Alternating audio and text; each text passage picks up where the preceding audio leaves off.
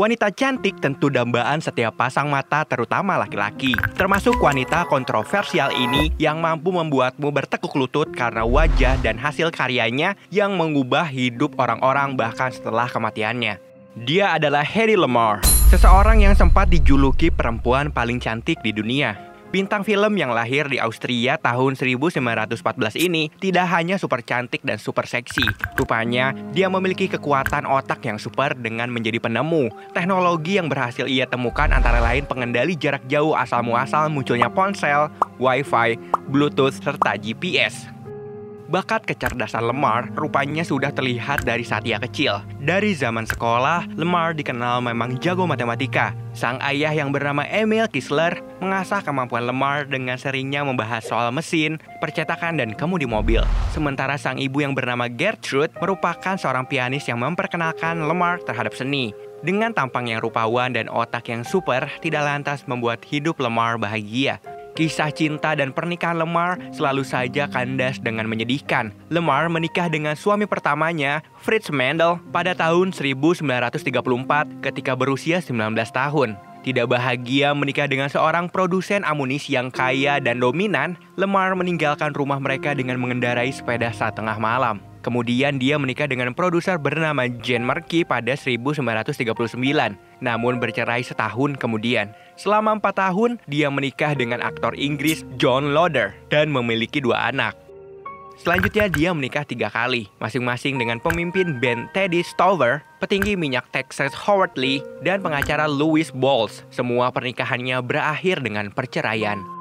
Selain kisah cintanya yang selalu kandas, sebagai seorang selebritis dia merupakan bahan gosip berlimpah bagi media. Dia pernah berkencan dengan Charlie Chaplin pada 1941 dan beberapa aktor lainnya. Meski dicecar dengan gosip serta kehidupan percintaan yang menyedihkan, tidak begitu saja menjatuhkan mental Lamarr dalam berkarir dan bisa taklukkan Hollywood dengan kerja kerasnya. Film Jerman berjudul Ecstasy pada 1933 membuatnya menarik perhatian Hollywood. Kala itu Lamarr tampil kelewat berani, tanpa busana dan vulgar. Film pertamanya di Hollywood, Algiers, yang juga dibintangi Charles Boyer, Lamarr dengan seketika menjadi sensasi box office. Dia kerap disebut sebagai perempuan tercantik dalam dunia perfilman. Sepanjang 1930-an hingga 1940-an, beberapa film yang dibintanginya rilis dan diterima baik oleh publik seperti Lady of the Tropics pada tahun 1939, Boomtown pada 1940, Tortilla Flat 1942, dan Samson and Delilah pada tahun 1949. Lamarr menempati posisi utama sebagai simbol seks layar lebar. Meski meraih popularitas internasional sebagai bintang film Hollywood, Lamarr masih tidak merasakan kepuasan. Kala itu Perang Dunia II tengah berlangsung. Lamarr tidak merasa nyaman berada di Hollywood dan menghasilkan banyak uang, sementara banyak orang berada dalam kegelisahan. Di sela-sela syuting, dia begadang semalaman di rumah untuk mempraktikkan hobi favoritnya, yaitu meneliti. Kemenangan ilmiah terbesar Lamarr ditunjukkan untuk Angkatan Laut Amerika Serikat selama Perang Dunia Kedua. Tetapi sekarang digunakan dalam komunikasi nirkabel modern menggunakan frekuensi hooping. Frekuensi hooping digunakan dengan telepon nirkabel, GPS, sebagian besar sistem komunikasi militer, dan lainnya.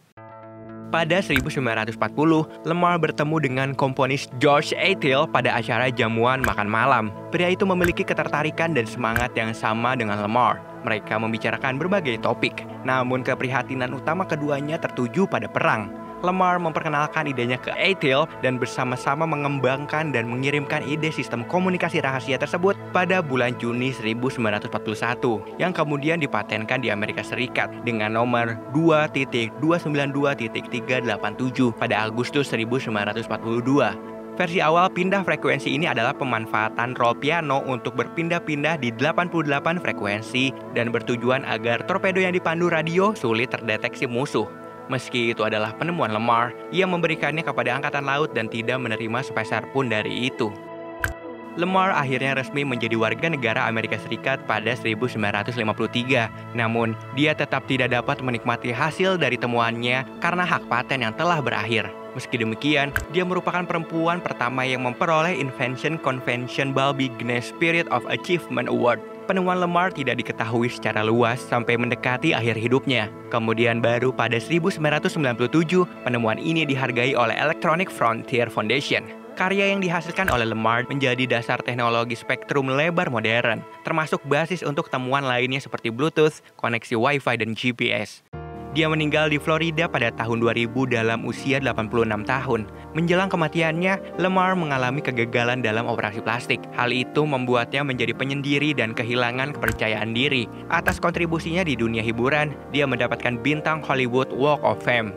Wanita cantik dan super pintar inilah yang akhirnya memudahkan manusia zaman sekarang dalam melakukan kegiatannya. Meski punya kehidupan yang menyedihkan, tak lantas membuat dirinya tak memperdulikan sekitar. Meski dihujat dan diterpa gosip sana-sini, tak lantas membuat fokusnya dalam melakukan penelitian pudar. Meski sering dipandang tak mampu karena seorang wanita, ia membalasnya dengan penemuan-penemuan hebat. Buat kalian yang kerap mengeluh karena koneksi Wi-Fi lambat, kalian harus ingat perjuangan Hedy Lamarr menciptakan sebuah akses yang bisa dibilang begitu mempengaruhi hidup manusia.